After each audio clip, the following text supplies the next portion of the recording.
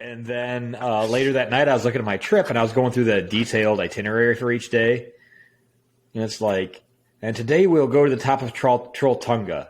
It starts off with a 6-kilometer bike ride. I'm like, that doesn't sound like a hike. That sounds like how the Via Ferrata started off.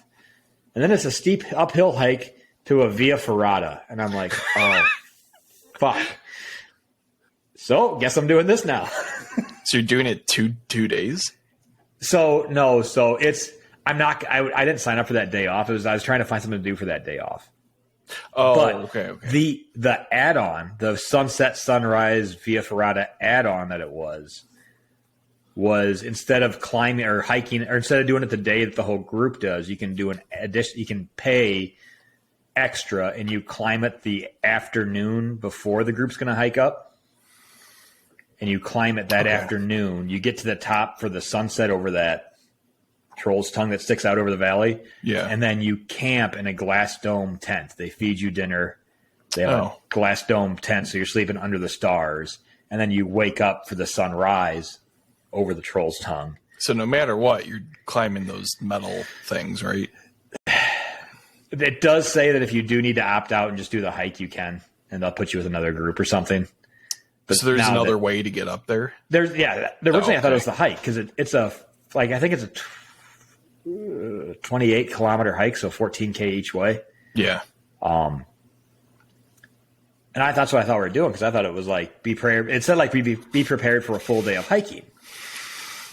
Well, 850 feet of it is not a hike. 850 feet is climbing a fucking ladder. So, in other words, read the fine print before you pay a shit ton of money to do something. A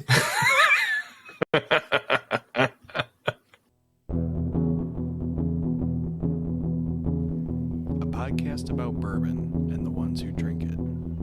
This is Bourbon Matters.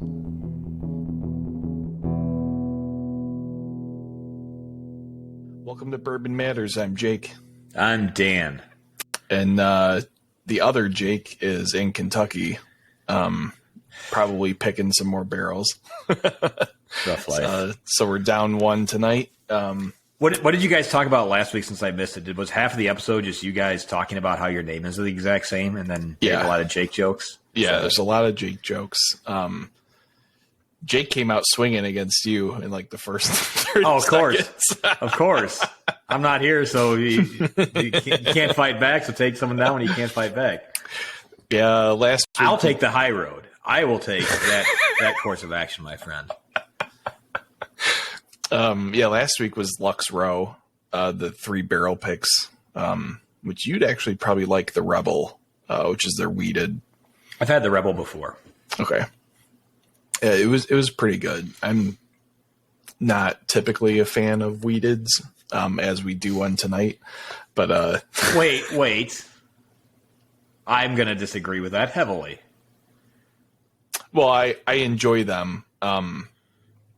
It's not like my go-to typically, but no, because last time you were down here and I gave you blind to Weller 12, you about Weller 12 shot a is rocket really in your good. hands. Well, it's a wheated bourbon. I know, but I'm not saying. I should rephrase. They're between rye bourbon and wheated bourbon. Wheated bourbon would probably be my third favorite. All right. Normally, I'd pick a regular bourbon over a wheated. Gotcha. I mean, this is going to be. So what you're saying is, you don't like wheat. You don't like wheat. So you. all wheated whiskey is bad. So this is a reverse. Dan hates rye. Yeah.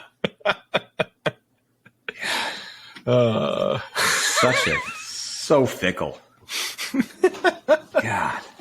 All right. So speaking of wheated bourbons, tonight we are drinking Green River's wheated bourbon, which just came to Illinois. Gold Eagle, I believe, was one of the first stores to get it in stock, which is pretty cool. A few weeks ago, they had a Green River masterclass where I believe they only had the bourbon, the wheated bourbon, and cask strength bourbon. Yep. But it was a lot of like tasting experience type things, which I unfortunately wasn't able to go, but it looked awesome. And Jake and I are actually working on getting recordings of the master classes up on YouTube so people can watch those, and Green River is one of them. I actually just finished editing it tonight, so hopefully soon those will all get put up. So Nice. now Yeah, I'm putting myself on a timeline. So I didn't know that you didn't go. I was talking to Julia yesterday, and she was there and said it was crazy because there was like a dark chocolate that they had with the wheated bourbon, and she said it made it taste phenomenal. And then they did the same dark chocolate with their normal bourbon, and it was completely different flavor profile. So it's just how the things that you eat can greatly affect the way you're perceiving the taste of the whiskey. Yeah, for sure. I mean, I think we've both experienced that, just in like drinking something after we have dinner, and then a couple weeks later we go, it had something totally different for dinner, and then it's like, whoa, this is not what I remember. Yeah, and like and the March Dramness was a good example. Yeah, where I can't remember what it was, but one night it was like it was polar opposite. One night it was blueberry muffin, I think I remember, and I forget the other night was. Yeah, the other night was like Sour Patch Kids or something. Like, pretty starkly different. For a beginner note, just FYI, chips and salsa and then drinking whiskey is not the greatest thing, especially spicy not salsa. A great idea. That'll completely change the flavor of it. I myself had some General Tso's chicken tonight. Oh, so I'm going to have a little spicy. bit of spice, but not too bad. All right, well, let's talk about Green River. So I did a lot of research on Green River, Jake. I'm not sure if you're aware of this. I'm a research guy. I know they started in the 1800s, and then they basically got burnt to the ground by a fire, and then they weren't around forever, and now they're back. That is correct. God, see, why do you even need to yell at me for not doing research? So Green River Distilling Co. was founded in 1885. That's a long time ago. They won Best of Show at the Paris Exposition in 1900, and a grand prize in 1905 at an exposition in Belgium. So they were actually pretty well-known and sought-after brand in their time. They're DSP KY10, so that's the 10th license issued by the state of Kentucky. So they're pretty much an OG. Mm-hmm. Somewhere in the early 1900s, I couldn't find exactly when, but there was a really bad fire, and then Prohibition basically nailed the coffin shut on Green River. And then I want to say shortly before 2020, the brand was resurrected and they started distilling their own product. I don't believe they've ever sourced. At least I've never heard that they did. So everything that's coming out of there is entirely theirs. And I believe this is saying that they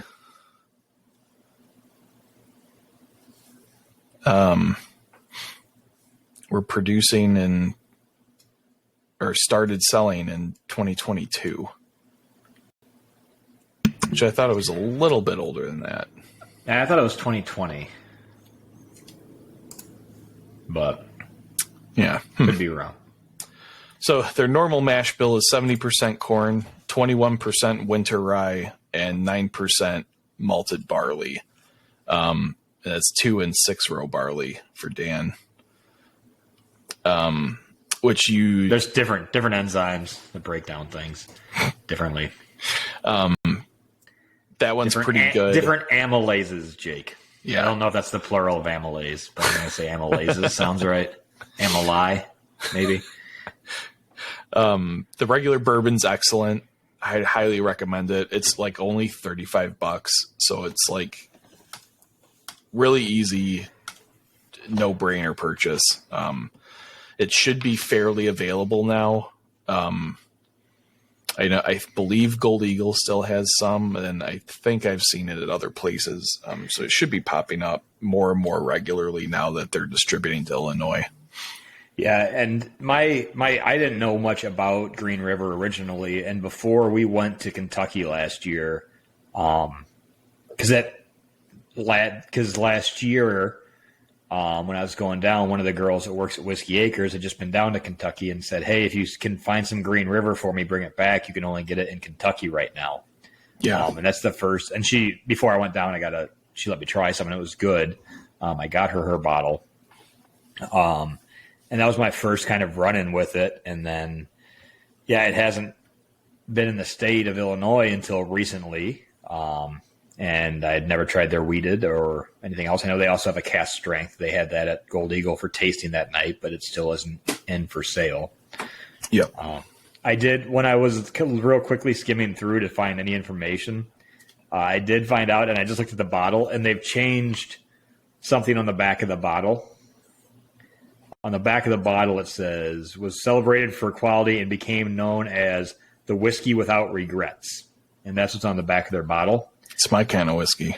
But if you look on their website, in 1885, it said their slogan was Green River, the whiskey without a headache.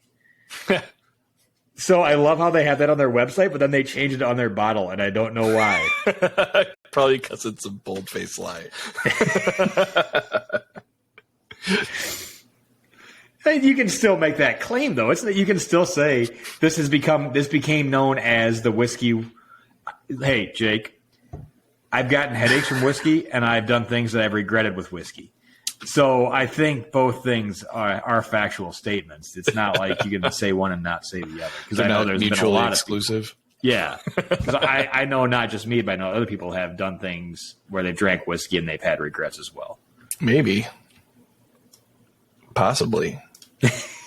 I regret the night you and Jake drank till like 2 a.m. after a podcast at your place. Yeah, and I didn't even have to work the next day. That wasn't a good idea. But so if the bottle is a unique shape bottle, so it's not a round or anything, it's a horseshoe shape. So it's flat in the front. It's even got a little horseshoe on the bottom, and then it's ovular. Is that how you describe the back, basically? Oblong, I guess. Oblong. It's kind of a semicircle, but it's a horseshoe. Just think of a horseshoe and then just make it long and tall. Yeah. And that's what the bottle looks like. So I do like the shape of the bottle. Yeah, it's cool.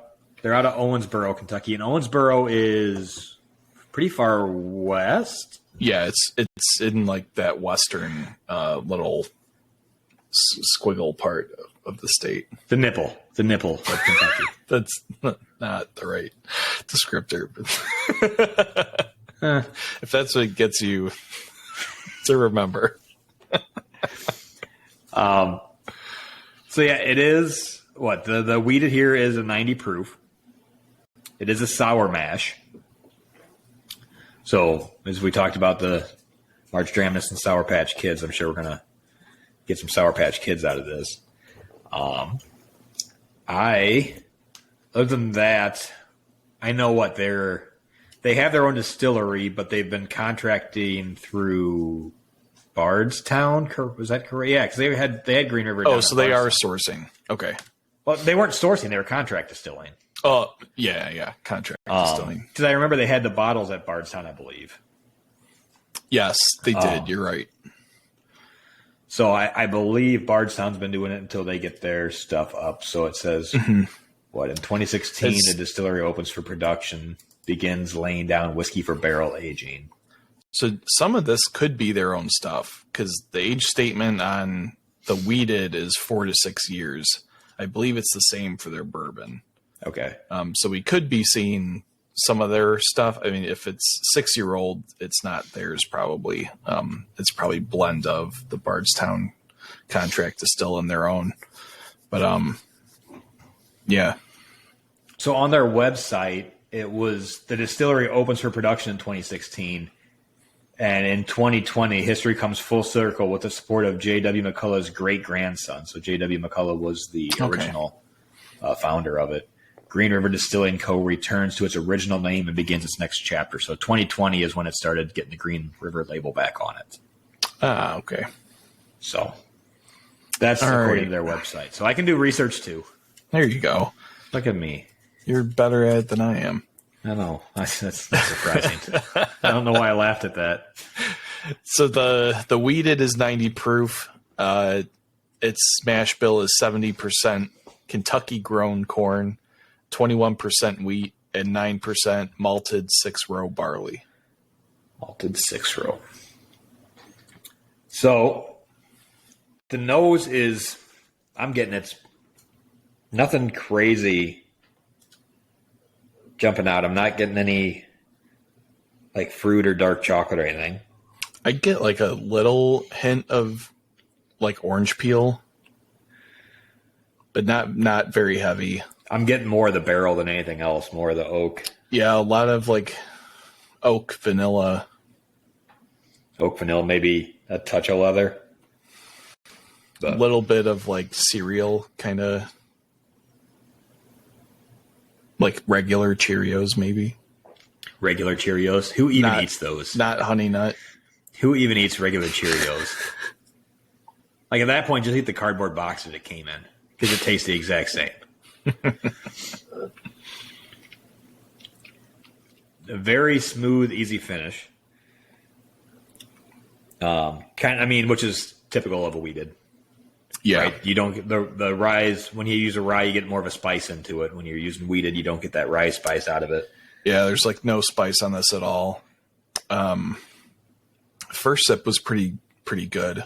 It's only 90 proof, so it's not really burning at all. No. It's pretty solid flavor though for such a low proof. Yeah, which is a bit surprising. I mean, I'm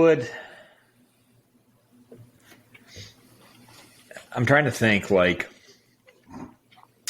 it. I'm thinking like a direct competitor for this would just be Maker's Mark. Yeah, this is a little bit better. Well, this is much better than the standard Makers. Yeah. Like in my opinion, the standard Makers gets overshadowed by like ethanol, and it just really blows your palate out. This is very ethanol light, and a lot of the oak definitely comes through. On the second sip, I did get a big that like bready wheat note, really came through. But like I'm not finding that a lot of the typical bourbon flavor notes are there, which is a little surprising. Yeah, and I think it's been forever since I've just had just normal Makers. I always thought Makers had a little bit of that chemical solventy flavor on it too, which just does not have it all. I don't get it's not a complex bourbon. It's just a easy drinking every day, watch Netflix at home style bourbon. Miss you, Roberto. I feel bad because it sounds like I'm saying like the way I'm just trying to describe it makes it sound like I don't like it. I do, but it's just nothing's really jumping out. This is actually how I prefer wheated bourbon to taste for me, where it's sometimes to me wheated bourbons they like cover up flavor a lot, and like make it too like flat, where this has like enough complexity for a 90 proof bourbon that it's still pretty enjoyable. but the wheat doesn't like ruin the overall like flavor profile, in my opinion, which is nice. Yeah. I do think it would probably be a tad better if it was higher proof. Like if it was a like bottled in bond or something, I think it might be. Yeah, it's missing a little. I mean, it's. I'm pouring myself more, so it's that bad that I have to drink more of it. Darn. I agree. Which we were all higher proof whiskey guys. I could use if it's not gonna have a lot of complexity. I'd like to have some punch. Like I want someone to reach out and grab me a little bit. Yeah. It's not like if I'm drinking a whiskey, I either want it to just be like, okay, so we said Weller 12. Obviously, it's highly sought after, but that just has all of the normal oak vanilla flavor. And it does those flavors extremely, extremely well, and it makes it super easy to drink, and you can just keep drinking it. And if it's not something like that, then I want something that has, some different notes in it that can keep me enjoying it a little bit more. This is kind of in between those two realms, though. It's not just that it's not. I mean, it's not bad by any means. It just doesn't have anything special about it. And actually, I'm actually starting to get a little bit of a spice note on the finish now that I'm like I was noticing that last time. I am going to do a third of the way through. I'm going to do a little, not blind, but another fresh crack. The mouthfeel on it's pretty good. We're going to compare it versus the Weller, the big bottle, but not the good Weller. No, just the regular special. Well, all Weller is good, so go screw yourself for saying that. Man, I worked out before we did this because I have to do that rock climbing, and just picking up a heavier bottle. I can feel it right now. So I will say, while you do your taste test, I will say that I think this Green River would actually hold up well as an old fashioned, because it does have enough flavor depth there that I don't think the eventual dilution would destroy that flavor profile. And like for $35 would that's a great price for an old fashioned whiskey if you're getting a little tired of it neat. Just off the nose, it smell like the Weller is more estery, so it has some more of that green apple note to it. It's got a little more fruit forward note where you're not getting any of that fruitiness out of the Green River. Mm-hmm. That's like they have a completely different nose on them, like night and day difference. Not saying one's better than the other. I like the nose on. I really like the nose on the Green River. Do you know how old Special Reserve is supposed to be? I thought it was always 4. I thought it was, I thought it was always like 4 to 6. 4, well, no, I thought a lot of their stuff was 6. I thought almost like a lot of the Buffalo Trace stuff was always around 6, but I could be wrong. Yeah, I don't know.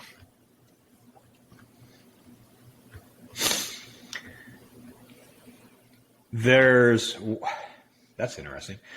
There's way less on the palate with Special Reserve. Just taking these two side by side, the Special Reserve almost is more like a Coors Light, where it's not too much on the palate, which has always been that way. That's kind of what I remembered.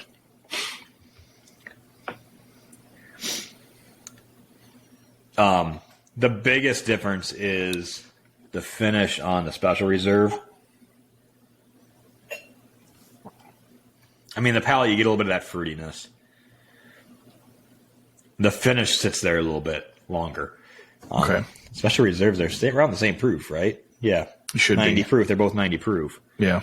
And that's probably because it's got some more ester some more ester profile in the Weller, and that's why you're smelling the fruitiness and getting the green apple, and that's a little bit higher ester content is going to stick with you in the finish a little bit longer. Mm-hmm. So they're completely different. But if you're a wheated fan, I'm like I think we've talked about it a lot. My favorite style of bourbon is wheated. Yeah. I love all the Wellers. Maker's Mark is what got me started into whiskey. Obviously when we did the Old Elk, I love their wheated, but I really love their double wheat. I would say for me, like the Old Elk said, or they called their wheated the Weller killer. I don't like, and we've talked about it. I don't think it kills Weller. I think it's hard to say that you're a Weller killer when your wheated bourbon is more than 2 times expensive than Weller Special Reserve. But I wouldn't put the Green River in the same class as those two. Yeah, I don't think so. I think it's more punching in the same weight class as some of the makers. It's been a while. I think the Special Reserve is a good head-to-head on it. Yeah, they're about the same price. Yeah, there's exact same proof. Well, we don't know the mash bill on the Weller, but probably, yeah, we do. It's the Buffalo Trace wheated mash bill. What do you mean? It's probably in the same realm of wheat content. Yeah, it's definitely not going to be like upwards of 50%. Yeah. I mean, I don't know if I've drank it a decent amount when I've been at, like if I've been at a bar or something that doesn't have a lot of whiskey, I'll get a Maker's 46. So I don't know if I've ever bought a bottle of 46, but I'd say the Green River and the 46 would probably be pretty good comparison. The 46 has a French oak finish, I believe, right? It's got a French oak stave in it. It's not a finish. I think it's just one of the staves is, or a couple of the staves are. But it's, if you're a wheated fan and like more the maker style, then the Green River wheated would be right up your alley. If you're more of the Weller Old Elk side of things, then I would stay on that side versus the Green River. It's not that it's not good, but they're just completely different flavor profiles. Yeah, the Special Reserve, I feel like, is more on the side of like the wheat overtaking everything, or at least mellowing everything so heavily that it's kind of I don't want to call it like one note, but it's much more like flat. Like I think on the palate, Weller does not have much. Yeah, the Green River has more flavor, and this would be the best way to describe it for me. Is remember, like, what was it, a long time ago when Bud Light and Miller Lite were head to head, and Miller Lite was always more taste, less filling. Which I will agree, Miller Lite has more taste than Bud Light, but I didn't like that taste. So more of it wasn't a good thing. I'm not saying that I don't like this taste. On the palate, you definitely get more flavors on the Green River than you do the Weller. I prefer the nose and the finish, though, on the Weller. Okay. If that makes any type of sense to anybody, anywhere. That's what I'm going to say. Yeah, I mean, that's fair. I'm not a cunning linguist, Jake. No, you're not. I was always the guy that sounded smarter when I wrote papers, because back before ChatGPT, I would do the highlight, right-click, and thesaurus it in Microsoft Word. Because I don't know all the fancy words, but Microsoft thesaurus does, so you just use those and you sound way smarter than what you actually are. Like that's how I easily got through high school and college. And most of my life. All of my life. Mm-hmm.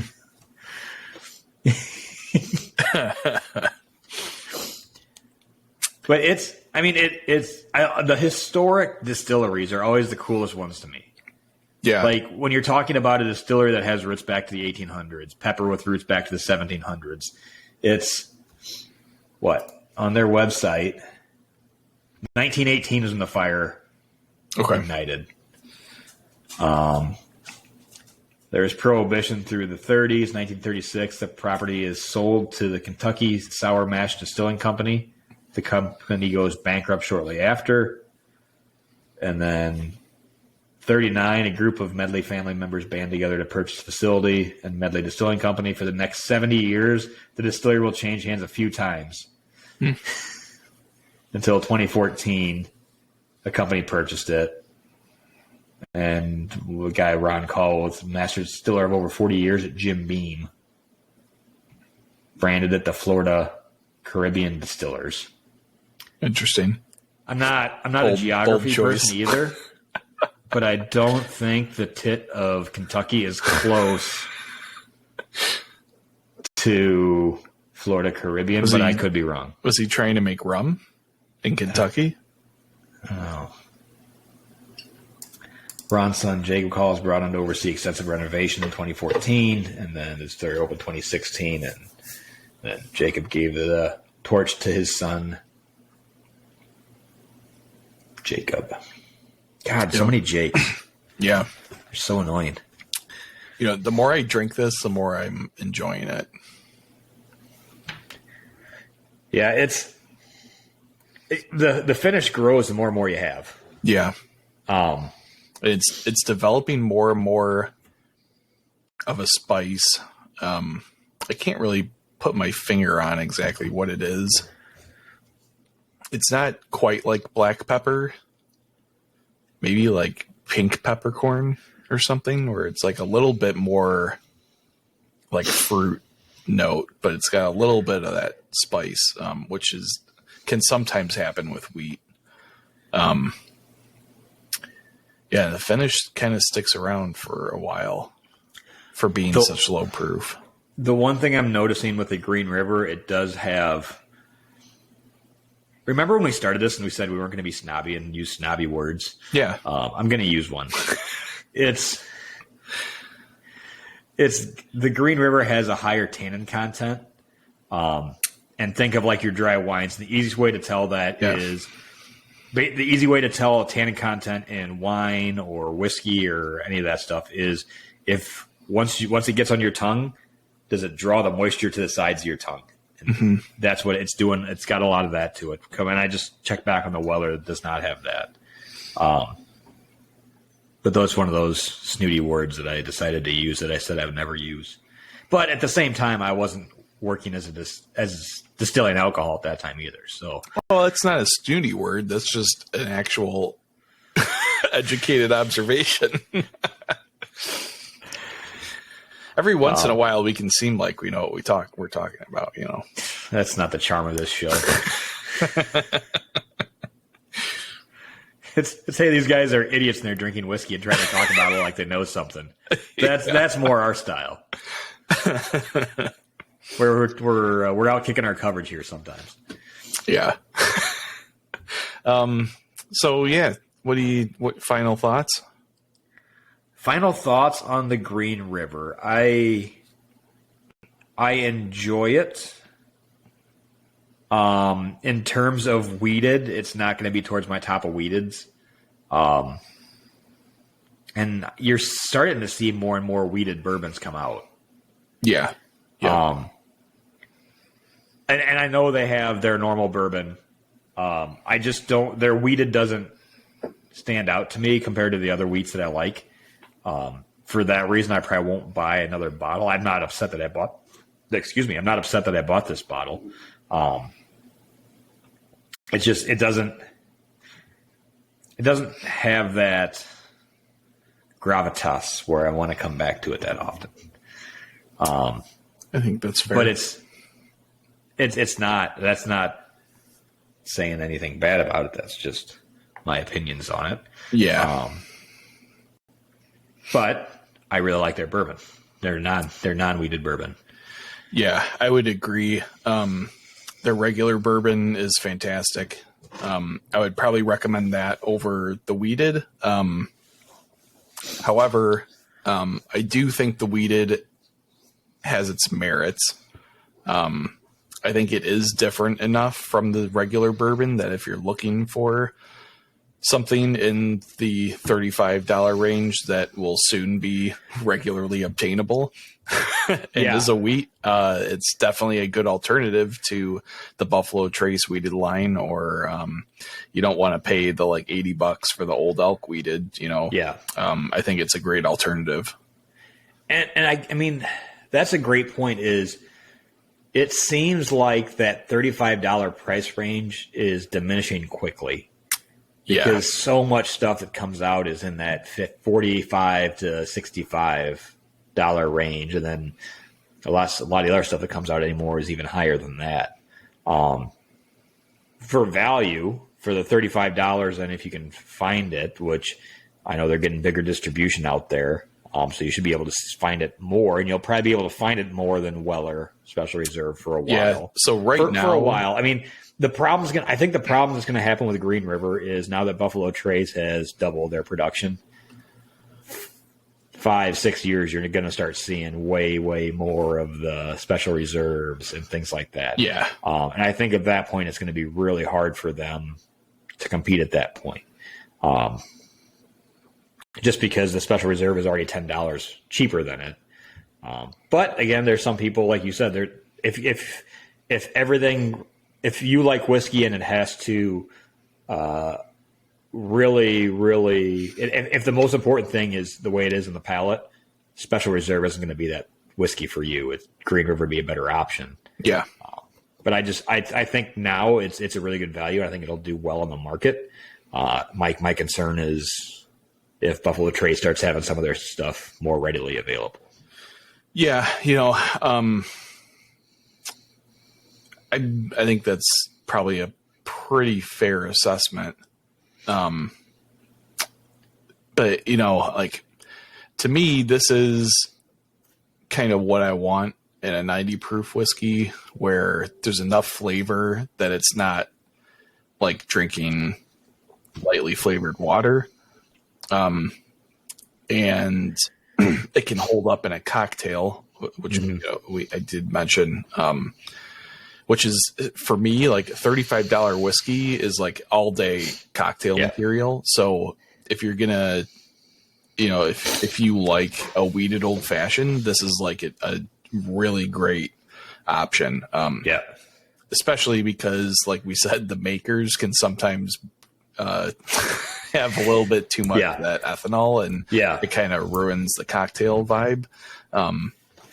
Where this, I think I'm going to make a cocktail with this weekend and test it out.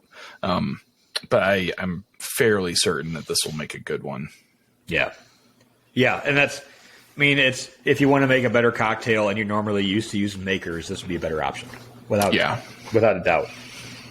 I think if you're normally used to drinking makers neat or on the rocks, this would be a better option, and not too far off in price. So, that's a good market for it.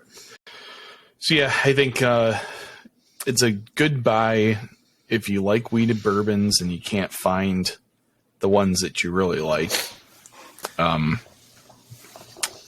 So I'd recommend it. I would recommend the regular bourbon first, I think. But I mean, I don't know what else to say about it. It's good. It's good. It's good. I'm not trying. I think it's going to come across that I didn't like it, and I did. It's not like I've had whiskeys that I've drank where I'm like, this isn't good.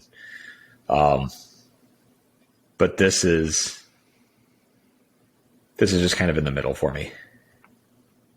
Yeah, I'd categorize it as like just good.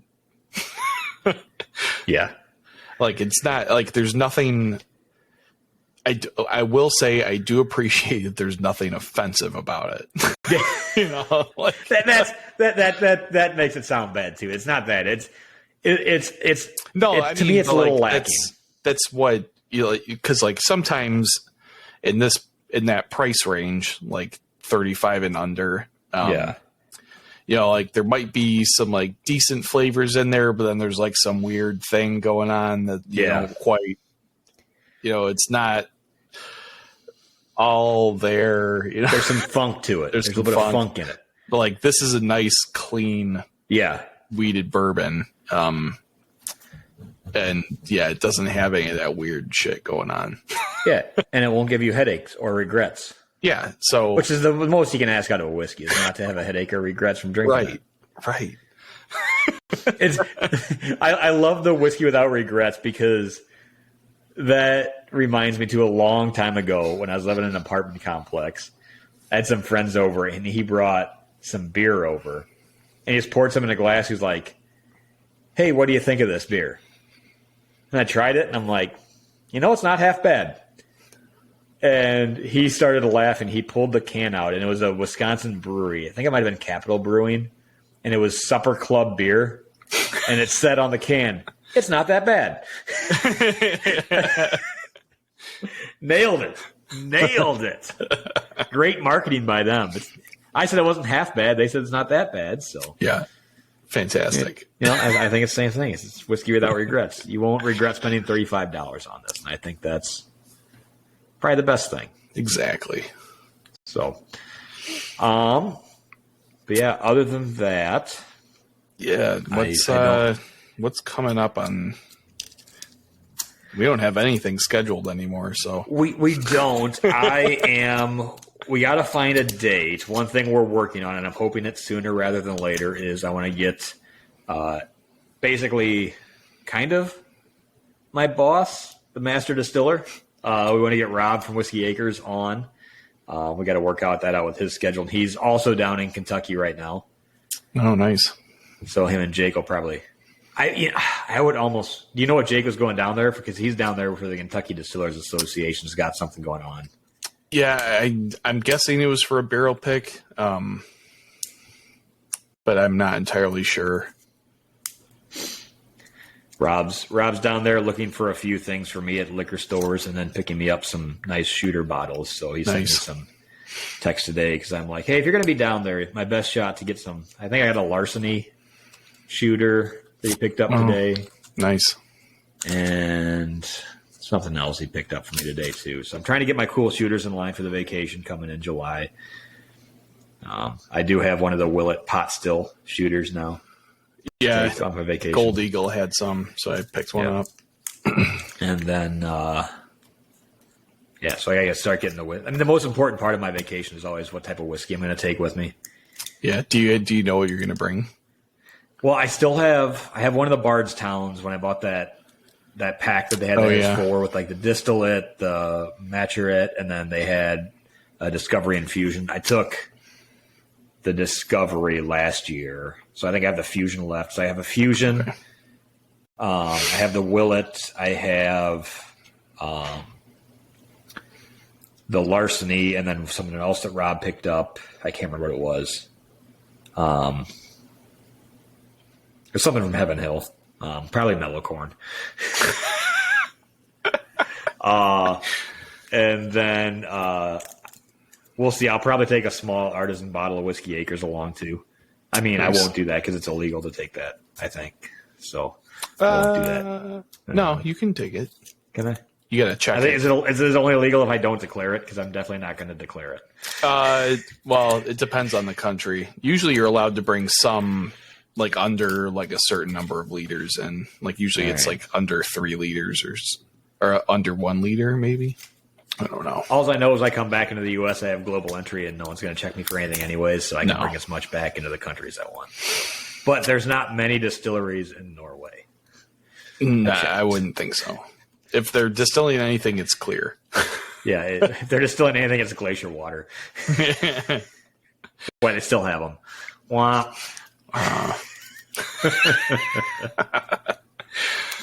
All right. Well, Jake, where can people? You know what I can do? You can do that since I did all the work tonight.